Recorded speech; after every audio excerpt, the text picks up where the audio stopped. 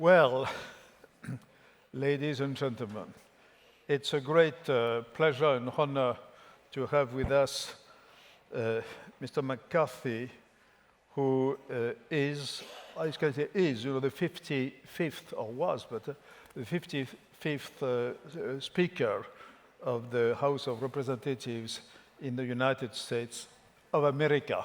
Mm-hmm. So, thank you.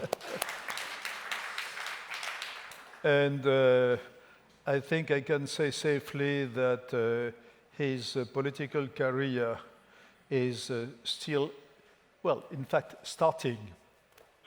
You have a great future for the next, I'll say, well, 25 years at least, at least. So thank you very much to be with us. I think you are one of the persons who really know Donald Trump. And of course, you know most of the political class in the United States. You have a great experience. And we would like to take advantage of that to make some predictions. So I hope you will be careful enough, because maybe next year we will organize a similar meeting just to debrief and to say to what extent your predictions were correct. So let me ask you a very simple question to start with. Who really is Donald Trump? I think what you see is what you get. I mean, there's a couple things Donald Trump has always believed, even before he ran for office. He firmly believed that tariffs work, that America has been at a disadvantage. He looks at everything differently than those who had sat in that position before. He thinks everything like a business. He loves to negotiate. He believes he can negotiate any deal. And the difference between this term and his term before, when he first came in the last time, he didn't know the job. He had people around him. Most people didn't think he could win. He didn't have the same quality that he'll have this time. He'll have better quality people around him. But he has the 10,000 hours. He knows what he wants to do. He knows he only has one term. And he can't run for re-election. So that means he'll do exactly what he wants. So he'll focus on day one. If you notice, he doesn't wait till the day begins. He'll use tariffs now as a negotiation tool to level the playing field. He'll focus on immigration. There'll be a lot of executive orders, but he'll talk to China. He'll talk to Mexico about tariffs and the idea, stop the migration coming into America. He'll use that. He'll use any tactic he can to get a better playing field for a negotiation. Regulations. The current administration had really ramped it up, especially in the agencies. You'll see this new professional, especially in the financial end, come in. I think that will rev up the economy in America even stronger. Normally in a presidential year, people hold their money back. They wait to see what's happening. We have a concern in this last election to be about the tax policy in America, because we passed it, it's coming due every 10 years because in the manner in which we passed it, which is called reconciliation. But with the Republicans having the House and the Senate, now they can do reconciliation again, and they don't have to worry about 60 votes being leveraged, so you don't have to worry about your tax rates going up. So that brings stability early. Those will be the first things. The cabinet, I think quite a few of them will get in this time. He's much further along than he was before. They've got a funding problem. How you start, you've got to first see how you finish. Congress is not finishing correctly. They have this year funding they're not going to do, so they're going to pass it on. So Trump is going to have to worry about the next. He's got the debt ceiling. He's got government funding come up in March. You've got to reconstitute the committees. You've got to start putting in your cabinet. To be bogged down on last year's funding is a mistake on the Republican side. They should get that done now, and they actually should get the debt ceiling done now to give him that honeymoon. Well, he is a strong man, so everybody He's a strong man leader. Can recognize that. But even strong men have their weaknesses. So what are his weaknesses, if any? Well, his strength and weaknesses can be the same thing. His personality, right? He gathers all the attention, but that also wears people out. This time, I think he'll have learned. He'll do better, but he will be unconventional. And what's interesting is, think about what he has brought into. It's a good thing. American government needs a disruptor. I mean, that's what the voters said in this process. Economically, from the border as well. But we need the Defense Department to be shaken up. We need to look at our government funding too much. And to be able to have like an Elon come in with what we have, the Doge, and it's very important because the structure we have now in Congress, nobody there is going to get something through with a funding cut. But if Elon proposes it, gets Republicans and Democrats, uses X to perpetuate it, it's kind of like how we dealt with when the Soviet Union collapsed. We had a whole military designed to defend ourselves against the Soviet Union, but what member of Congress is going to raise their hand and say, close my base? Well, no one. So we created something called a BRAC, a base realignment and closure, where a different committee got together, outside people, and if they finished something, it was guaranteed a vote. No amendments, you vote it up or vote it down. And bipartisan, it usually passes. So I think we can take a chunk of something that could put us in a stronger position. Now, the one thing I will say about foreign policy, in the election between Trump and Kamala Harris, I think from a foreign policy point of view, it's much better that Trump got elected, and some people can disagree with me. But from this point, if Kamala had been elected, she never went through the primary, she never got tested about it, and she doesn't have the 10,000 hours. So I believe the world would be unstable not knowing what her policies had been. Trump, people understand him. And the one thing I will say, looking at the world of Putin, every president that Putin's been in power with in America, he has invaded another country except one, under Trump.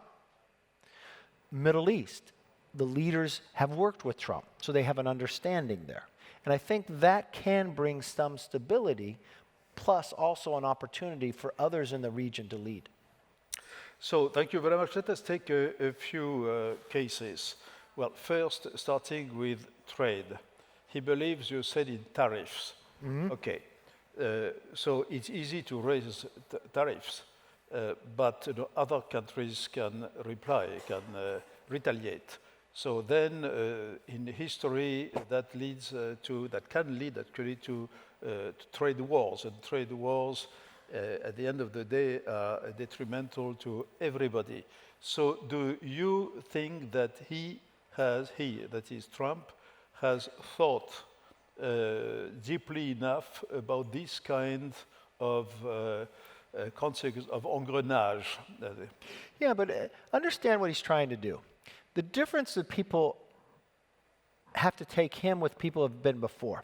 He will say things that are unusual. Take, for instance, North Korea the last time. He calls him Rocket Man. Everybody's, oh my God, you're going to create a war. Then he sits down, talks to him. When you said before, if he performed the tariffs, that inflation, we didn't have inflation under that. Biden kept all of them. They weren't unbelievable. But what he's really trying to do is make a point to something. If he's proposing a tariff maybe with China, what he's literally saying is, America opens up our entire market for you to come in, and you selectively decide what can come in. Well, that's unfair.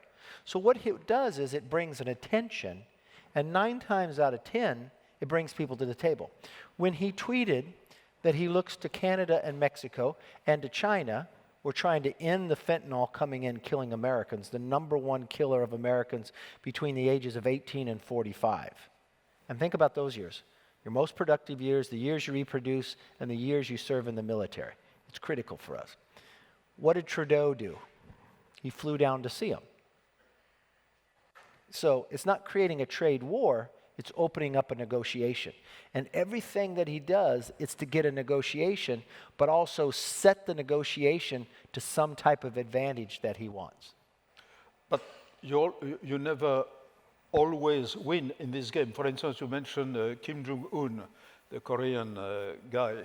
So who won in this opening of the game? Well, none. There was no result, actually. There was a meeting. It's not over, though. Okay. It's not over, you It's say. not over, but during that time, Okay.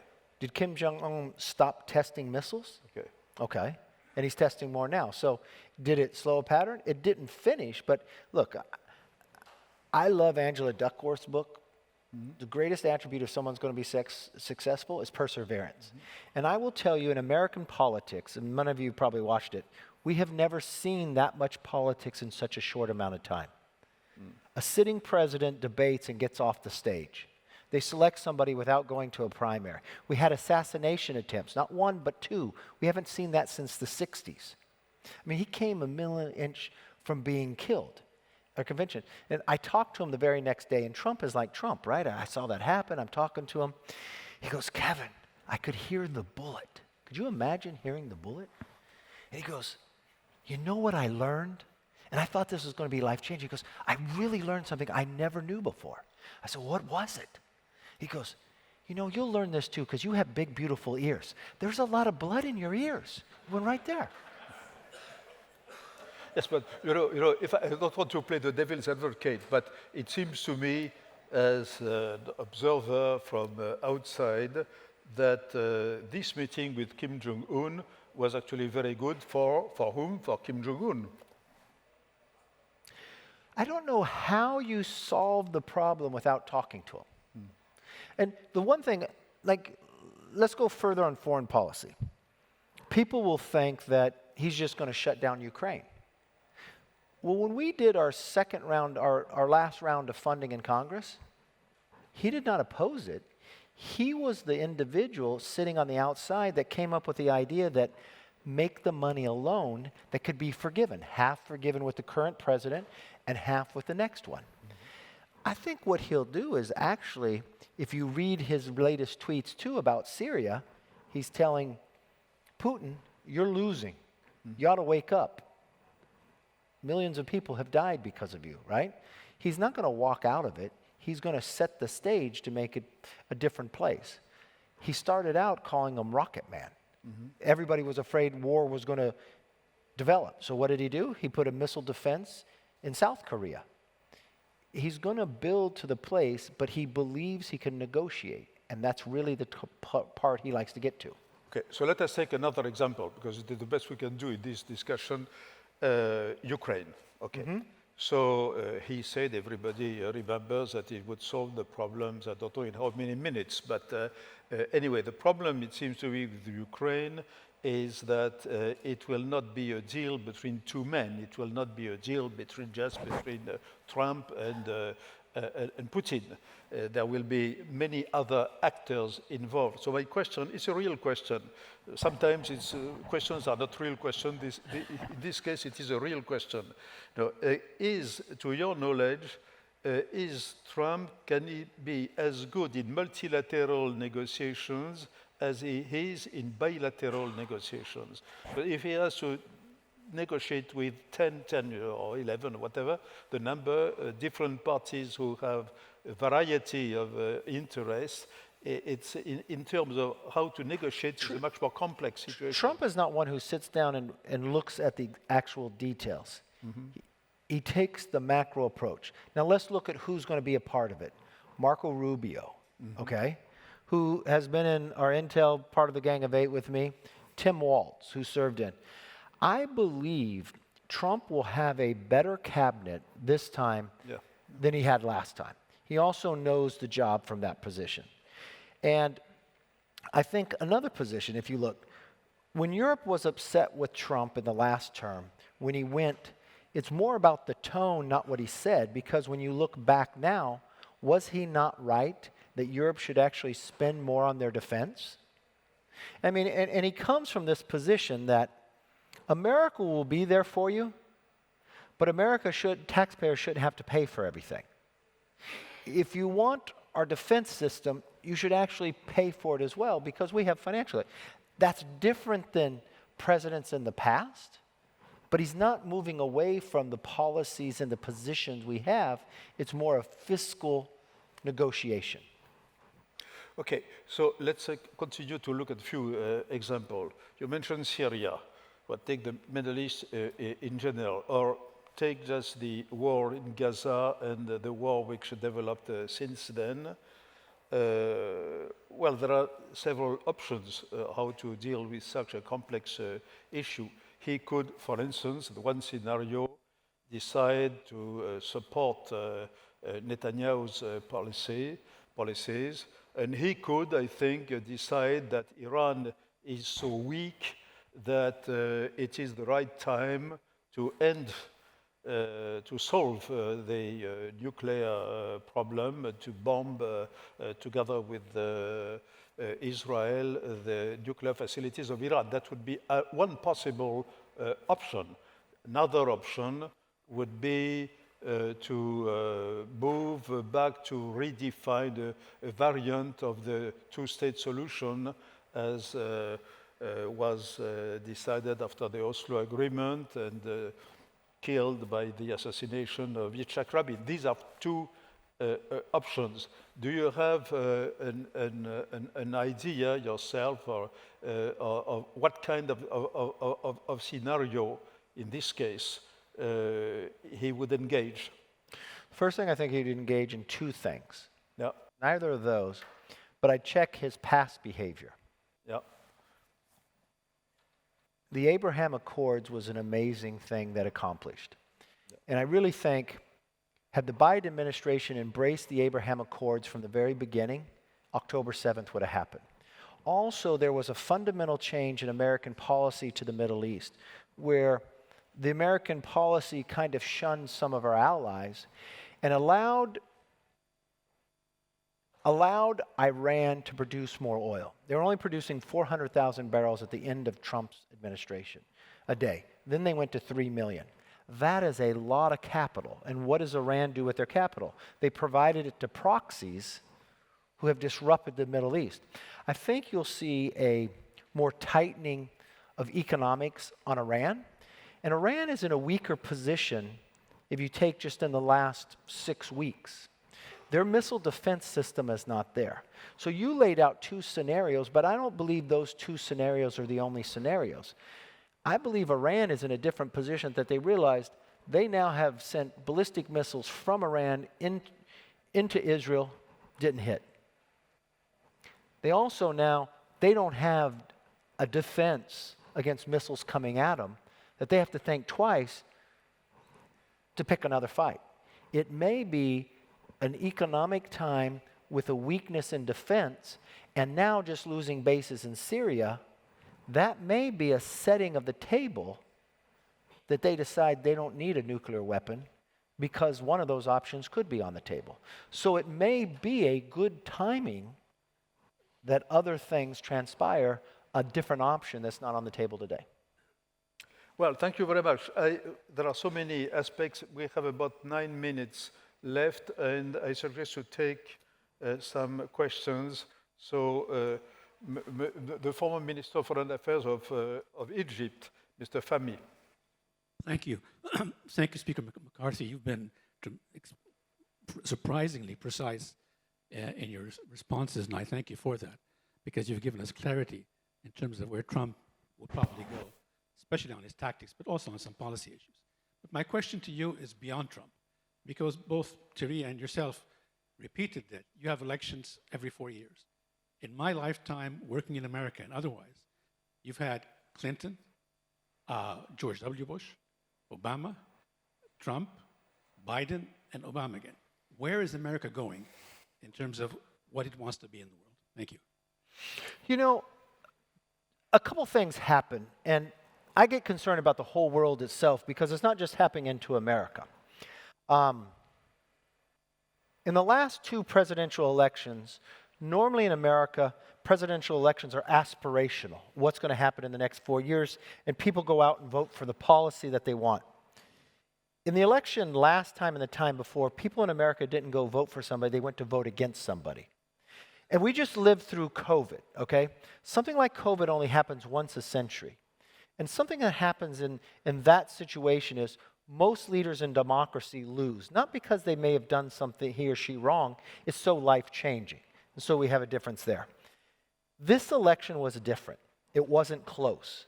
The last election when Biden won, he got 82 million votes.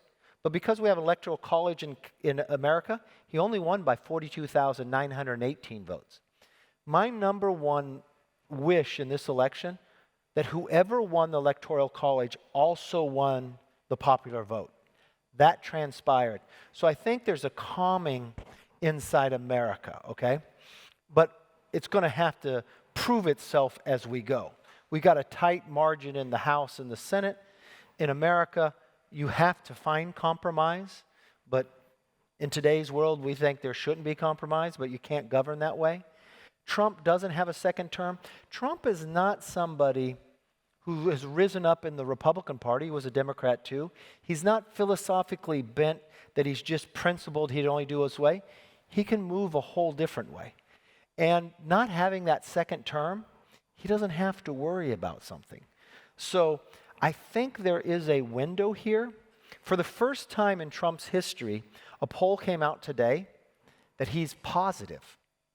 He's +2. He's never been in this place. America just had a poll on his cabinet.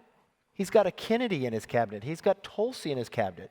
We've never seen, normally a president will pick one person from the other party.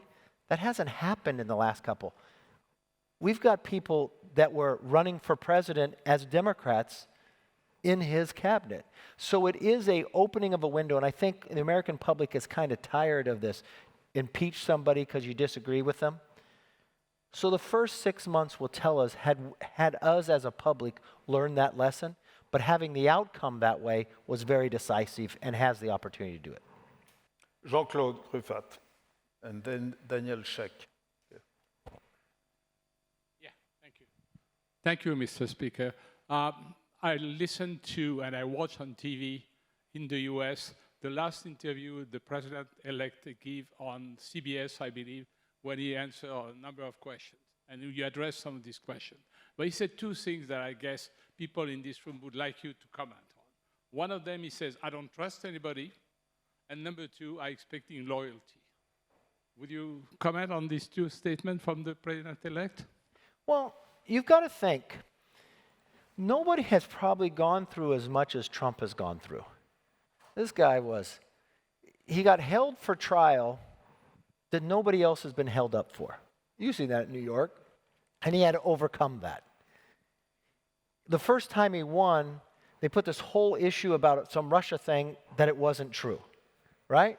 And so he feels as though I won the time before and you never let me govern, you made stuff up, then you threw me through court. And if you're sitting in the Democratic Party, they've got to remake themselves. They actually made Trump. Had they not prosecuted him, there's a chance he probably wouldn't have been the nominee. Daniel Sheck. Good afternoon. Thank you for that. Daniel Sheck from Israel. It's said that if there is one person on this planet to whom Benjamin Netanyahu can't say no, it's Donald Trump. How do you think he would or should use this very unique tool in order to resolve a conflict that has gone on for 14 months, which has incidentally cost the lives of nearly 50 Americans and includes 7 American citizens who are held hostage by Hamas, 7 out of 100? Is there something he should do even maybe before January 20? I think his comments about the hostages being held, they better come home before January 20th. America's lived through this before with the Iran crisis. We've also found when Americans are taken hostage and we start paying for it, more Americans are taken hostage. This administration paid for it. Under Trump, we never paid for it. I think everything they do ahead of time to set the stage that if you want to have a reset, you ought to clean this up before the 20th comes. Instead of staying quiet and delivering that message, which I know is being delivered, I think is the greatest help that can happen. Because you think about it, it's gone on for 14 months with the same players. There is a new person coming in. you're probably a little more afraid of the new person coming in. So maybe you want to do something different. So time is almost up, so I'll give speed answers. I will give a Japanese voice. Yes. But for a Japanese voice, even for a Japanese voice, you need a micro. Yeah, Hiro Akita, Nikkei from Tokyo. Yeah, so Japanese Prime Minister Abe last time played golf 4 times and become good friend with Mr. Trump. But we don't have a good golf player to become Prime Minister again. So Japan worry about the Trump era. To be serious, I understand that Mr. Trump is a strong leader and have a lot of strength. But no leader is perfect. So my question to you is that what is a possible worst scenario that you can envision, and how allies should prepare for that? Thank you. Okay. No one's going to say Trump's perfect by any means, shape, or form. Trump will not tell you that. But what he's doing is he is a disruptor. And this is what I want to think. If you'd oblige me for one moment. The world in which he's going to become president in is different than the world that he had 8 years ago. It's a different China, and Xi Jinping is in a different position. What did he just do? He invited Xi Jinping to come to his inaugural. Come celebrate democracy. You may think, for everything that you think is wrong with Trump, there's also a method in setting something else up. We now have a world much like 1938 where you have this axis of evil. So you have an opportunity here that he's not perfect, but maybe he's the right person at the right time for the job. He doesn't need to learn on it. People do have relationships, and he had a great relationship before. The one thing I would give advice to every world leader, call him. He loves to talk to people. It is easier for me to get Trump on the phone than to get anybody on his staff on the phone. I talk to him every 2 days. He loves to talk. And the other thing about him is, it doesn't matter if he doesn't like the person, he's still going to talk to you. If he attacked you, you look at everybody flocking down to see him that did things against him, he loves it. Come on in, right? And I think that's a different mode. Now, is he going to be different than people see before? Is he going to behave differently? Yeah. But we understand that and we know that about him. And I think the other leaders that have served with him before understand that. You might not like the tone that he delivers something, but 9 times out of 10, there's a lot of truth to what he's delivering. So I allow myself the last question, very different. How, as a very experienced politician, how do you explain that the media and the poll companies have been so systematically wrong about Trump? Because they have Trump syndrome. They don't like him. They don't want him to win. But everybody polls, when they poll Trump, they poll him wrong. He always performs better than what he is, and it's just to place out. But this is the thing you have to understand. The Republican Party didn't have a great election. Trump did. We lost seats in the House. And it was a good year for Republicans. If you look at the Gallup poll, for the first time in history, more Americans identified as a Republican than a Democrat. That has never happened in the history of the Republican Party, or the history of the American country. So it was a good time to run.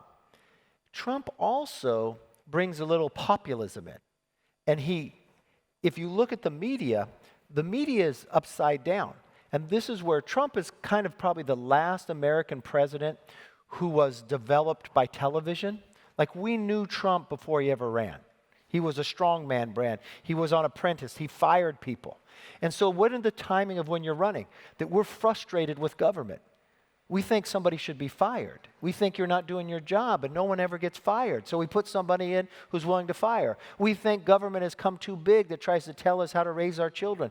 So we want somebody who's going to be a little bombastic at times. Otherwise, the nice person isn't going to make a change. But the part I will tell you is, he was also smart enough, instead of worrying about going on CNN and getting 400,000 viewers, He would go on Joe Rogan and get 20 million people.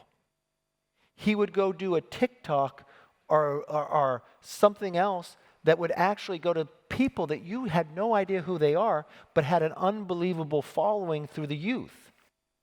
He's intuitive about people. And I think if simply looking at a campaign, he had less money, he had a disadvantage, and he ran a much better campaign. At the end of the day, you knew what he would do. He would secure the border, he would go after inflation, and he'd stop the war. Kamala spent $1 billion, and the only thing I knew she was going to do is give you a $25,000 bonus if you bought a house. So I propose to end this session with one new slogan. After Trump, Kevin McCarthy for president.